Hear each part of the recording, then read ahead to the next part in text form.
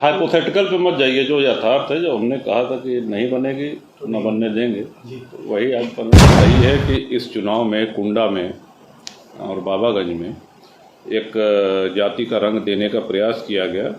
काफ़ी हद तक सफलता भी उन लोगों को प्राप्त हुई, लेकिन बाकी सारी जातियों ने जब देखा कि ये हो रहा है घनघोर जातिवाद, तो बाकी सारी जातियों का आशीर्वाद हमको मिला है। सहनशीलता को कमज़ोरी न समझ रहे हों, तो तब हमने जवाब दिया।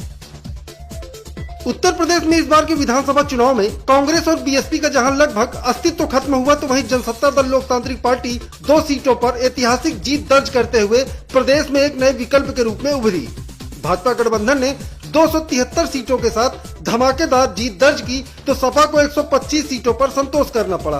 कांग्रेस 2 पर और बसपा महज 1 सीट पर सिमट गई। पूरे प्रदेश की सभी सीटों पर सपा M+Y फैक्टर यानी मुस्लिम और यादवों को साध कर भाजपा से लड़ रही थी। भले ही सपा पूरे प्रदेश में भाजपा से लड़ रही थी, लेकिन प्रतापगढ़ की कुंडा और बाबागंज सीट पर समाजवादी पार्टी MY फैक्टर के साथ राजा भैया की पार्टी जनसत्ता दल लोकतांत्रिक से लड़ रही थी। खुद अखिलेश यादव कुंडा में कुंडी लगाने पहुंचे, लेकिन कुंडा की जनता ने जातिगत राजनीति करने वालों को ऐसा आईना दिखाया कि कुंडा सीट पर राजा भैया ने लगातार 7वीं बार धमाकेदार जीत दर्ज की और बाबागंज की सीट लगातार 6ठी बार जीतकर इतिहास रच दिया। जीत का प्रमाण पत्र लेकर जैसे ही राजा भैया अपने भारी भरकम काफिले के साथ कुंडा पहुंचे, लोगों ने राजा भैया का भव्य स्वागत किया और जमकर पटाखे फोड़े। आज देती राजभवन में हजारों की संख्या में पहुंचे लोगों ने राजा भैया को शुभकामनाएं दी और उत्साही कार्यकर्ताओं ने डीजे की धुन पर जमकर डांस किया।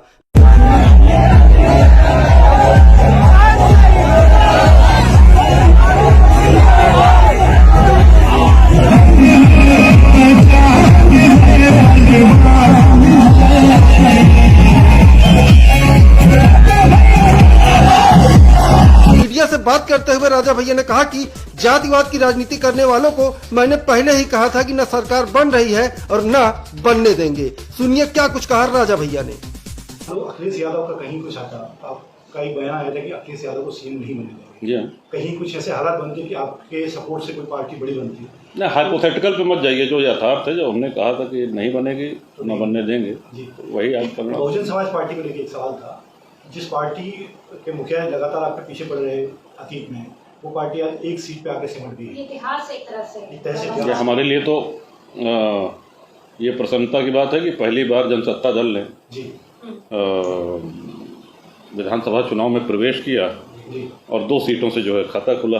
तो ये तो नहीं, हम किसी पार्टी को हम नहीं कह रहे हैं, अपनी उपलब्धि हम बता रहे हैं। और राष्ट्रीय दलों से आगे भी हैं और कुछ राष्ट्रीय दल के बराबर हैं। आगे एक्सपेंड करेंगे तो ये जी आगे एक्सपेंड करेंगे। नहीं, बिल्कुल करेंगे, समय लगता है, बिल्कुल करेंगे। अभी हमारा संकट कोविड के कारण नहीं हो पाए थे।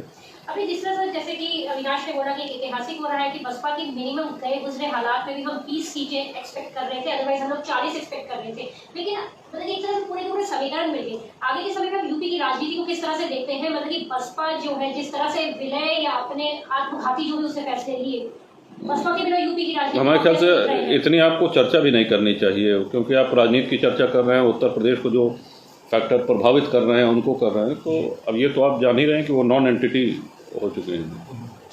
राजा भैया जी, एक सवाल ये रहा, इस बार के चुनाव में उत्तर प्रदेश में जातिगत राजनीति की धज्जियां उड़ा दी गई और कहीं न कहीं कुंडा में भी कुछ लोग आए जो जातिगत राजनीति करना चाहे, तो क्या ये माना जाए कि अब इस समय में जातिगत राजनीति का कोई स्थान नहीं रहा उत्तर प्रदेश में? जहाँ तक हमारी व्यक्तिगत कार्यशैली का प्रश्न है, हमने अपने पूरे राजनीतिक कार्यकाल में कभी जाति को आधार बना करके कोई निर्णय नहीं लिया, ना हम जातिवादी राजनीति हमने कभी करी है और हर जाति वर्ग का सहयोग मिलता रहा है। हाँ, आपका कहना ये सही है कि इस चुनाव में कुंडा में और बाबागंज में एक जाति का रंग देने का प्रयास किया गया।